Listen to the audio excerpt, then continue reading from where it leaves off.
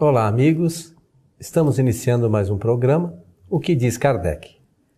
Conosco, como sempre, Milton Felipe. Bom estar aqui ao seu lado para mais um programa e aproveitar a oportunidade e encaminhar a todos os nossos amigos, espectadores, o nosso abraço fraternal. Meu amigo Milton, vamos atender a mais uma solicitação que nos foi encaminhada pelo e-mail do nosso site kardec.tv. E você que quiser fazer alguma pergunta ou quiser algum esclarecimento sobre a doutrina, é só acessar lá kardec.tv, você busca lá o Fale Conosco, o contato, nos encaminha a pergunta e lá também poderão assistir todos os nossos programas anteriores, inclusive o programa Transição. Mas vamos à pergunta. Diz assim: podemos, em estado de sono, visitar pessoas vivas, um familiar, por exemplo? E também podemos ver em sonho, em nossa casa, uma pessoa viva que veio nos visitar? São Qual o motivo? Duas perguntas. Então. São duas em uma. Tá bom. Tá bem. Isso aí é um estudo do espírito. Isso aí interessa ao espiritismo examinar e esclarecer. Interessa sim. E no livro dos Espíritos, vamos ter ali da emancipação da alma. Quando Allan Kardec estuda essa matéria, ele vai falar a respeito da emancipação temporária do espírito, né? Tá bom. Temos no nosso site alguns programas que falam dessas questões do sono, da emancipação. Se você quiser conhecer um pouquinho mais sobre essa questão, é só acessar no site. Então vamos aproveitar do que já falamos anteriormente, do que está escrito no Livro dos Espíritos e explicarmos como é que funciona isto. Bem, então, Coelho, o Espiritismo diz que nós, seres encarnados, temos, além do corpo físico, mais um corpo chamado corpo fluídico, que Kardec deu o nome de perispírito. Então, o espírito, o corpo físico e corpo fluídico. 3. 2 corpos e mais o agente principal, que é o espírito. Então, quando nós, encarnados, nós dizemos, eu vou dormir, e colocamos o nosso corpo para repousar-se, e também para ganhar novas energias, porque o corpo vive disto. Depois de um dia trabalhado, por exemplo, o espírito, fala a doutrina, ele se afasta temporariamente do corpo. Mantém ligação através de um fio fluídico. Talvez fosse bom falar dessa maneira. E, através do seu perispírito, o espírito vai aonde deseja ir. Não tem limites para essa expansão desse cordão fluídico que o espírito usa na ligação com o seu perispírito. Vai aonde pretende ir. Portanto, a pergunta é se nós podemos visitar, não é isso? Um familiar, um parente, um amigo. Podemos sim. Então a resposta é podemos, e fazemos isso normalmente, ordinariamente, como uma espécie de ato sem muito pensar. O espírito faz isso constantemente. De forma natural. Quase que eu falo automaticamente. Por quê? Qual é a mãe que, distante de um filho, de uma filha, ou de vários filhos, não pretende visitá-los? E faz isso toda noite. Toda noite, tenho a certeza, esse é um exercício fantástico no processo da comunicação entre os seres. Então, Milton, para o nosso entendimento, o que precisa de descanso é o corpo físico. Isso, número 1. O corpo espiritual ou perispírito, ele não tem fadiga. Não, e portanto não precisa reposição alguma. Não tem fadiga porque ele é comandado segundo a vontade do espírito. É isso? E é feito de fluidos. Fluidos. Vamos falar assim, é uma composição fluídica. Ele às vezes se apresenta com a nossa conformação física, mas é como se fosse uma fumaça ali, esculpida, tá bem, né, com a nossa cara, mais ou menos isso. Isso mesmo. E isso está na razão direta do pensamento do espírito, porque o espírito está ligado com o corpo físico e com o perispírito, e, portanto, a forma de um é a forma do outro. E o perispírito está sempre ligado ao espírito. Mesmo quando o desencarne se dá, o corpo físico fica e o espírito se utiliza do perispírito no mundo espiritual, é isso? É isso mesmo. Foi interessante esse jeito que você falou, porque realmente o espírito ele se afasta e fica ligado com o corpo físico, mas ele não tem como se afastar do seu perispírito.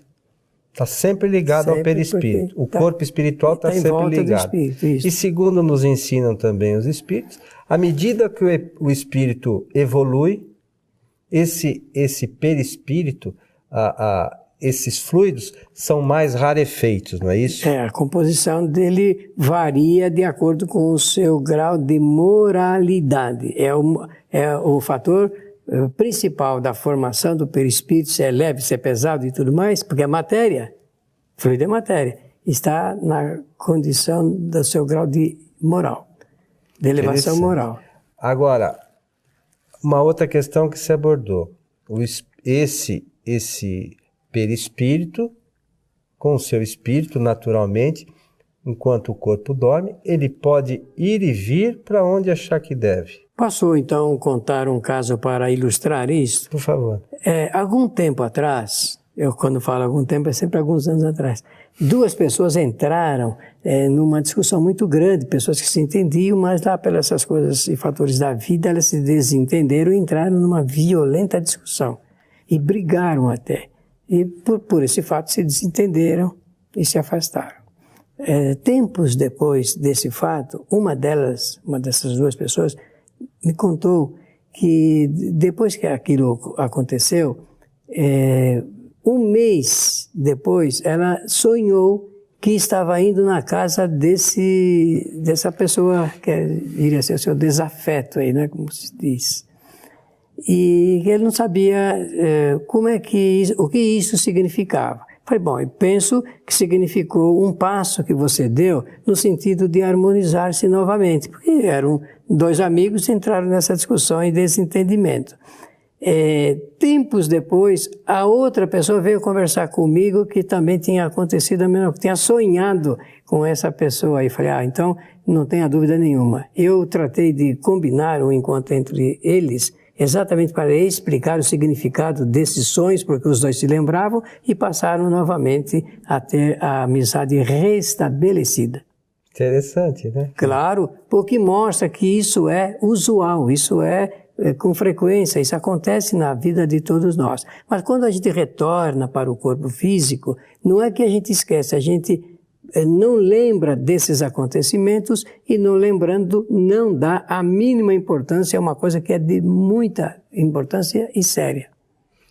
Mas existem casos, nós também já comentamos, mas só para ilustrar, Milton, existem casos de sonhos que não têm o menor cabimento e às vezes as pessoas nos escrevem perguntando. Isso às vezes tem a ver com algumas circunstâncias do dia a dia, não é isso? Preocupações excessivas. A ciência diz que até devido à ingestão de certos alimentos e tudo mais, as dificuldades orgânicas para assimilar alimentos pode criar coisas assim extravagantes no espírito, né? E existem sim cenas que são muito sem sentido e que aterrorizam as pessoas. Esse é um lado. O outro lado, também existem espíritos que são maus, digamos, que querem assustar e criam também essas cenas extravagantes para atender os seus propósitos, né? De desconfortar as pessoas. E alguns, às vezes, passam maus bocados. Sim, quando a pessoa não tem conhecimento, porque o recurso espírita, a sugestão, é sempre dela fazer uma prece para o seu espírito protetor, sempre com bom ânimo, boa expectativa, agradecendo pela vida e pedindo socorro espiritual para atender essa necessidade. Com certeza, com essa providência, ela consegue resolver. Essa questão que você está falando da prece para o seu protetor se preparar antes de dormir. É isso? Ou a qualquer hora, desde que o fato reclame assim a pessoa precisando de uma tranquilização, uma prece para o espírito protetor a qualquer hora do dia é sempre muito saudável, né? Eu perguntei porque tem pessoas que por vezes nos escrevem e que dizem que tem uma dificuldade constante de dormir, ou que durante o sono tem problemas frequentes com sono conturbado, com dificuldades. Por outro lado, mais uma vez, aqueles que dizem que sonham com parentes, isso é totalmente possível, né? Sim, é normal e acontece sempre. Então, respondida a primeira pergunta, fica fácil entender que na segunda também é verdadeiro. Pode acontecer de pessoas conhecidas, familiares nossos, virem nos visitar em casa e a gente sonhar com eles. Detalhe, não é preciso que eles estejam dormindo, porque existem pessoas que podem realmente fazer isso quando estão em estado de vigília ou semi-acordados. Aqui no livro dos médiuns, no seu capítulo 7, que trata da bicorporiedade e da transfiguração, tem um relato bastante importante no seu item 115, né, que eu vou pedir licença para você para fazer a leitura rapidamente aqui. É sempre muito bom. A esposa de um de nossos amigos viu, por repetidas vezes durante a noite, entrar em seu quarto, quer houvesse ou não luz, uma vendedora de frutas da vizinhança, que conhecia de vista, mas com quem não havia jamais falado. Essa aparição lhe causou um medo tanto maior porque, nessa época, essa senhora não tinha nenhum conhecimento do espiritismo e esse fenômeno se renovava muito frequentemente. Ora, a vendedora estava perfeitamente viva e a essa hora provavelmente dormia, enquanto seu corpo material estava em sua casa, seu espírito e o seu corpo fluídico estavam na casa dessa senhora. Por qual motivo? É o que não se sabe. Em semelhante caso, um espírito iniciado nessa espécie de coisa teria perguntado: mas disso a senhora não teve ideia? Cada vez a aparição se eclipsava sem que ela soubesse como, e a cada vez também, depois de sua desaparição, ela ia assegurar-se de que todas as portas estavam perfeitamente fechadas e que ninguém havia podido se introduzir no seu apartamento.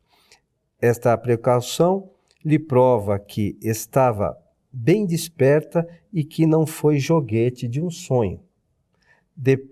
De outras vezes, ela viu do mesmo modo um homem que não conhecia, mas um dia viu seu irmão que estava então na Califórnia.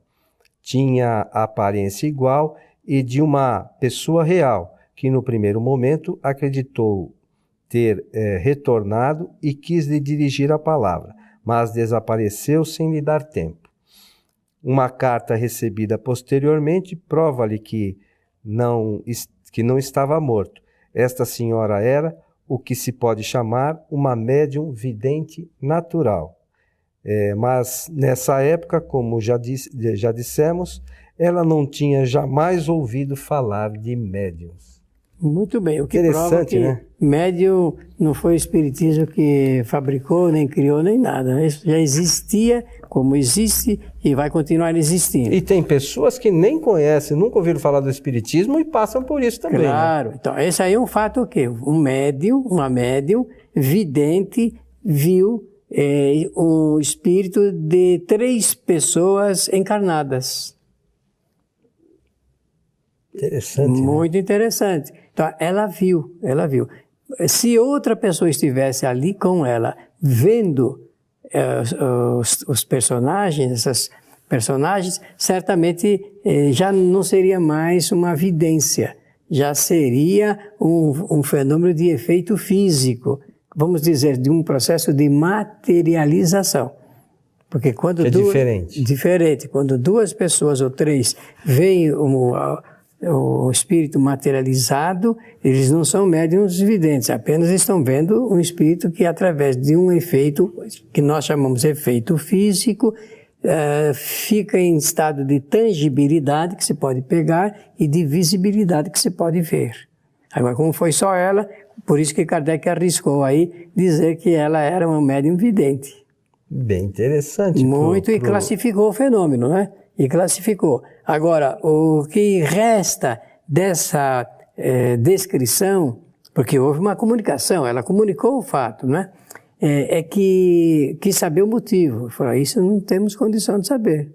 Por qual o motivo e quantos espíritos aparecem em nossa casa e nós não sabemos explicar o motivo pelo qual eles estão ali.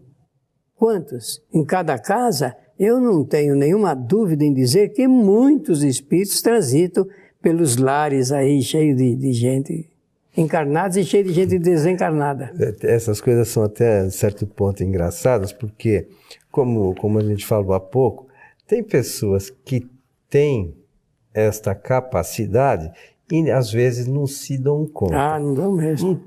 Faz um tempo, uma pessoa me ligou, tudo bem. Aí disse assim, você que mexe com essas coisas? Eu falei, que coisa que eu mexo? Não, essas coisas aí de espiritismo, pode ter algum espírito, de repente, que vem aqui na minha casa? Eu falei, provavelmente muitos, né? Porque a quantidade de espíritos desencarnados é muito maior que espírito encarnado. E a gente acaba atraindo esses espíritos, né? Pelo nosso pensamento. Pela qualidade dos pensamentos. De um modo geral, pela qualidade dos pensamentos. Então isso é muito mais comum e muito mais pessoas veem, e às vezes pessoas veem espíritos pensando que é encarnado, né? Muitas. E quantas vezes as pessoas veem na rua espíritos desencarnados, mas é tanta a nitidez que não sabe que realmente está olhando o invisível.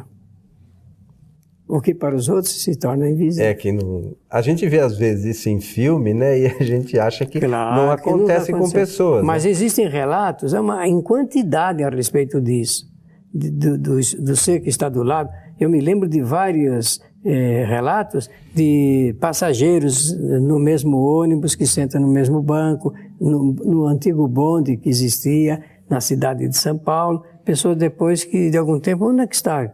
O cidadão estava aqui agora há pouco e não está mais. O que vem a ser isso?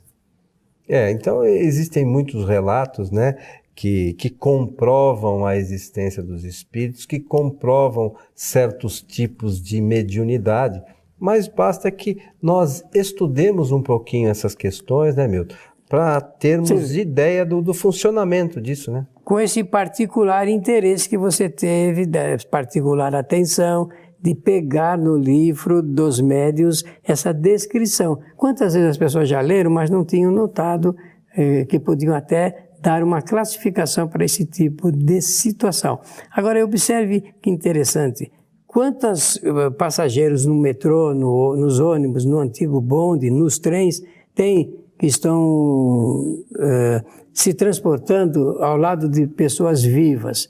Uma quantidade muito grande. Por quê? Porque eles se imaginam ainda encarnados. Muitos, né? Muitos se imaginam encarnados e que precisam tomar o trem, tomar o bonde, o avião, para chegar. Eu mesmo cheguei a conversar com espíritos que vieram de Salvador, indo para a rodoviária lá em Salvador, pegando o ônibus junto das pessoas que pagaram e veio dentro do ônibus e parar em São Paulo, aqui depois não sei de quantos dias aí. Imagina você que coisa interessante. Isso prova também que os espíritos estão aqui à nossa volta, né, Milton? Está tudo aqui, é misturado, é por isso que eu salientei o fato, é só por isso, para mostrar que eles estão misturados e também porque a pergunta naturalmente faz referência aos motivos pelos quais isso acontece. Acontece porque estamos todos nessa mesma embarcação. E Kardec fala no Livro dos Espíritos que nós estamos nos acotovelando com os espíritos. Palavras, né? Do codificador.